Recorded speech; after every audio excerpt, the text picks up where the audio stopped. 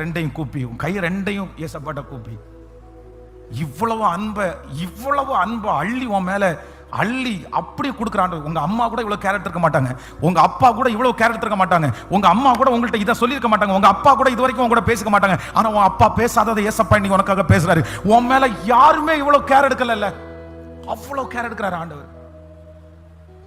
உன்னை வெளியே கொண்டு வர்றதுக்கு யாருமே விரும்ப மாட்டாங்க, ஆனா ஆண்டவர் உன்னை கொண்டு வர்றதுக்கு விரும்புறாரு.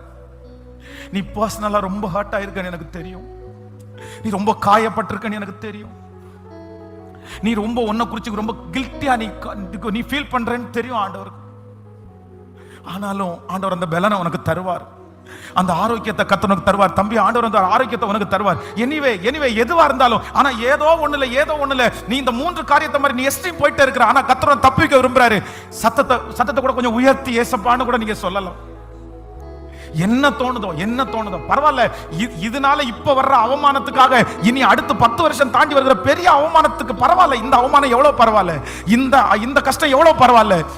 சத்தத்தை உயர்த்தி, உண்மை மகளே, அடுத்து நீ அனுபவிக்க போகிற அந்த பெரிய ஆபத்துக்கு இந்த ஆபத்து எவ்வளவு பரவாயில்ல, இந்த அவமானம் எவ்வளவு பரவாயில்ல, இந்த சந்தோஷ குறைவு எவ்வளவு பரவாயில்ல. அதுக்காக அந்த பெரிய விஷயத்துக்காக இந்த விஷயத்தை விட்டுறலாம் அப்படின்னு சொல்லி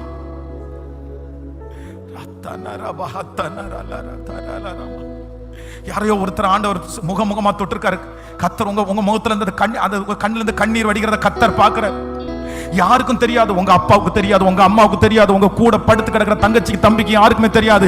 ஆனா ஆண்டவர் உங்களை பற்றி தெரிஞ்சதுன்னா ஒரே ஒரு காரணத்திற்காக தான் இன்றைக்கு கர்த்தர் பர்சனலா உங்க கூட கர்த்தர் பேசிட்டே இருக்கிறாரு. உன்னை சந்திக்கிறதுக்காக ஆண்டவர் பேசிட்டே இருக்கிறாரு.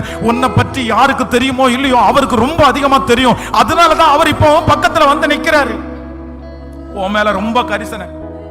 வாலிப தம்பி, நீ கூல் டிப்ப தூக்கி போட்டுறா, நீ சிகரெட்டை தூக்கி போட்டுரு, நீ போகாது, நீ ரொம்ப கஷ்டத்துல இருப்ப, நீ பின்னாடி வர்றது பெரிய ஆபத்தை நீ சந்திப்ப.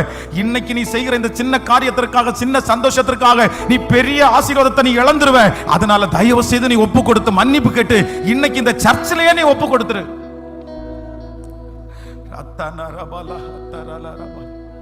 சத்தமா ஸ்தோத்திரம் பண்ணிட்டே ஒப்பு கொடுக்கிறவங்க எல்லாம் ஒப்பு கொடுத்துட்டு,